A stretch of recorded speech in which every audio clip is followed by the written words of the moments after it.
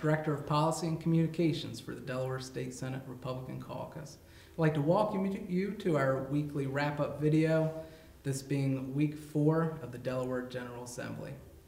I'm joined here with Senator Brian Pettyjohn from the great city of Georgetown, the county seat of Sussex County. Senator, how are you? I'm doing well, thanks. There were a number of new bills introduced this week. Haven't made their way to the floor just yet. Right. One of which, though, is House Bill 55, which is the gun shop project. Mm-hmm. Thought maybe you could elaborate on that a little bit.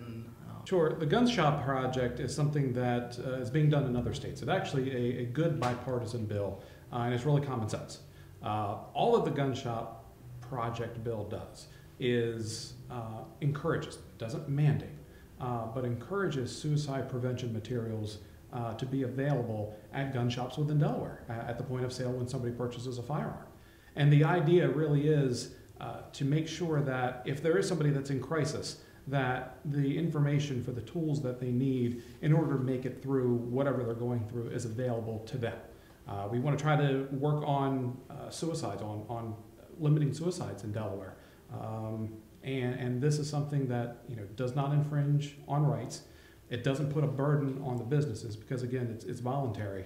But if we're going to be able to do something like this that will stop people from committing suicide, from taking that last final step and purchasing a firearm to commit suicide, then I think that's worth it, definitely. Yes, so Senator, if anybody asks, we just want to clarify this is voluntary, correct? Yes, this is voluntary, and it's a couple different parts. One is written print material that's going to be available there at the point of sale. Another is training that the employees and the owners of these gun shops can take to allow them to recognize the signs of somebody who might be in crisis and possibly intervene at that point in time as well. So, again, this is a completely voluntary program. It doesn't cost the owners or the employees of the shops any money to do. But again, this is something that we're trying to do just to head off some of these future suicides that may occur. And I think it's very pertinent now with what we're going through right now. I mean, there is a big problem with depression out there now. We've had people that have lost their jobs, they're having family problems. Mental health is something that we've been talking a lot about over the last few years in the state. And COVID and the restrictions and the job losses have just added to a lot of those issues. So I think this is a very timely bill, and it's one that members from all caucuses, both sides of the aisle, have agreed is something that is very important. So the next one that I wanted to discuss was Senate Bill 15, which is the minimum wage bill. Mm-hmm. So essentially it raises the minimum wage incrementally each year to $15 per hour by 2025. Right. Have you heard from the business community or say the nonprofit community, what's their opinion on this? I've heard from both communities, and it's a resounding no for a $15 an hour minimum wage. You got to remember, we're still in a position now where a lot of your businesses are not open to full capacity, so they are still working at a reduced revenue stream right now. And to throw a $15 an hour minimum wage on top of that, the feedback that I'm getting from the business community, at least right now, is there's a serious disconnect between what the members of the General Assembly who are proposing this see as the state of business in Delaware and what the actual state of business in Delaware is from the business owner's perspective. Now, I know that there are businesses that can afford this, and there are some that pay entry-level employees very close to or sometimes exceeding $15 an hour. But that is a result of market conditions. And you got to remember, the labor, you hear the news about a labor market, and the labor is a market. People's time, their energy, their productivity has a price tag on it. There are certain areas within the state right now where there is more demand for employees than there are employees available, and that makes the wages go up naturally. The beach is one of those areas. For businesses that are open, there are a lot of vacancies right now. Those rates, those hourly wages are naturally higher than, let's say, in some of the more inland locations or some of the other locations within the state. I think we need to let economics take care of the wage that people are paid. As people gain skills, as they have more time, as they have more responsibilities, as they show more initiative, then their hourly rate, their wages should be increased, not an artificial increase that's mandated by the government. On the nonprofit side, the nonprofits are being squeezed as it is right now. I mean, donations have gone down because people's disposable income has gone down. Grants from the government have been stagnant over the past few years, and they're seeing their budgets get squeezed as well, forcing them to increase what they're paying a lot of their employees. Most of them are part-time employees.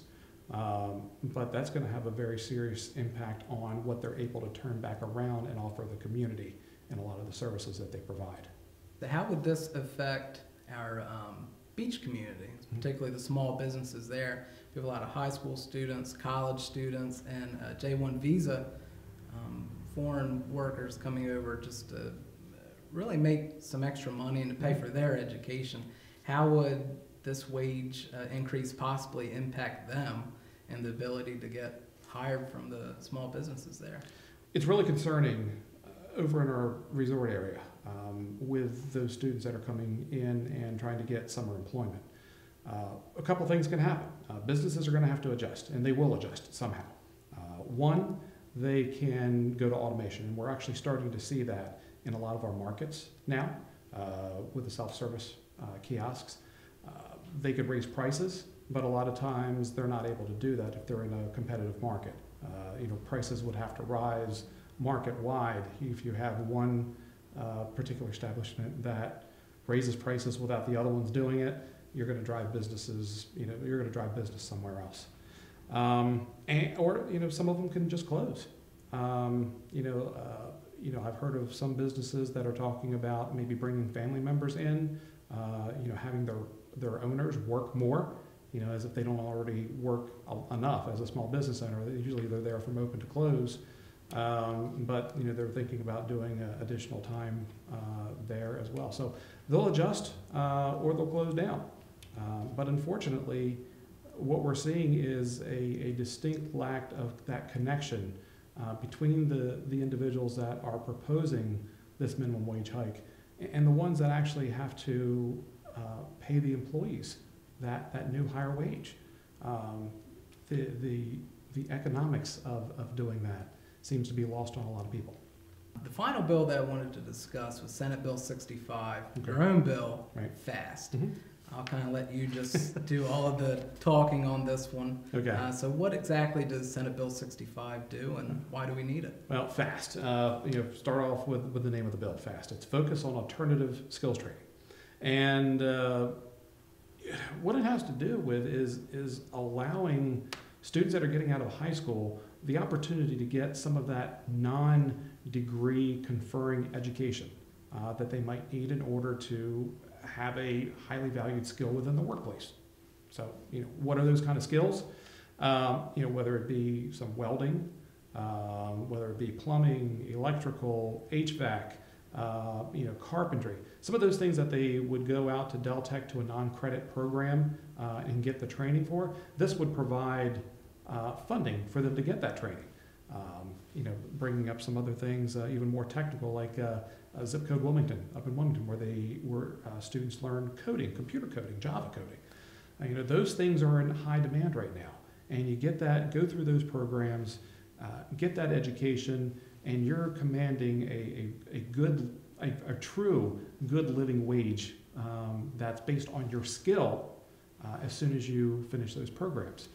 We have the SEED program, and we've had the SEED program for a number of years that encourages students to go and get their associate's degree. Not every student that comes out of high school is college material. We can't fit a square peg in a round hole. So this allows for that other type of training, that other type of educational opportunity for these individuals to get some of that good knowledge so they can enter a good career and earn very, very good money for themselves, for their families, and really have that lifetime of learning. So it was a bill that was introduced last General Assembly, of course, with everything that was going on in COVID. The bill really didn't move forward, but we've got a lot of interest in this bill. People know that we need skilled tradespeople. And look, I don't care if they go into a operation on their own. I don't care if they go into a union shop. I don't care if they go into a merit shop. At least they have that training that they can go out there and work and have a good job, work that 40 hours a week or more if they want to, and bring home a really good paycheck because of the skills that they learned. So where did the idea for FAST come from? I was actually out at my farm one day and I needed a welder. Something out there broke, and it's been, I think, since high school since I actually welded something. So I called one of the local companies and told them that I needed this part welded, and they said they could do it, but it was over $100 an hour, 2-hour minimum, and there was, I think, a 6-week wait that they were booked out that far. And that was kind of the seed that really started this. Was then I started asking around to other trades. I started talking to my friends that ran HVAC businesses, and said, how are you guys doing? And they're just going from job to job every single day with a waiting list. Talking to other people in other trades. With the building boom that was going on here now, your electricians, your carpenters. You ask anybody in some of these skilled trades what they need, and the answer is more people. Because there's such a demand right now. So that's in looking into the programs that we had to help students, there was really nothing out there to help them go to the classes that they need. While they're working their jobs now that are just kind of in between jobs, to be able to help them financially to get these in-demand skills. I immediately thought of the SEED program and how that helped our college-bound students. And I saw there was this huge gap out there for students coming out of high school that weren't going to end up going to college. Well, Senator, as a person formerly in the construction industry, I just have to thank you for bringing this up on kind of a personal level. Mm-hmm. Like I said, that was something that I always heard when dealing with contractors, was that there weren't enough masons or there weren't enough HVAC technicians out there. Right. That the lead time for such projects was pretty large. I think you referenced actually 6 weeks for the one that you needed for the welder. Right. So anyway, thank you for that. I know those in the construction industry will really appreciate that, as well as the people who are interested in these trades. Yeah, and again, they're in-demand trades, and there's a lot of people that really like working with their hands out there. And I think we should avail them the same opportunity that we give those who want to go through and get a college degree, because they're equally as important in the economy that we have here in Delaware. Well, thank you, Senator Pettyjohn, for taking the time to come and discuss these bills today. And thank you for staying engaged during the legislative process. Be sure to check out our Facebook, YouTube, Instagram, and Twitter account for more information about these bills and other pieces of legislation that will be coming before us. Information about how to sign up for your senator's newsletters will be indicated in the description down below and also at the end of this video. But more importantly, we want to hear from you. Please leave a comment in the comment section below about what you want us to discuss and focus on as the legislative year continues. But thank you, and we'll see you next week.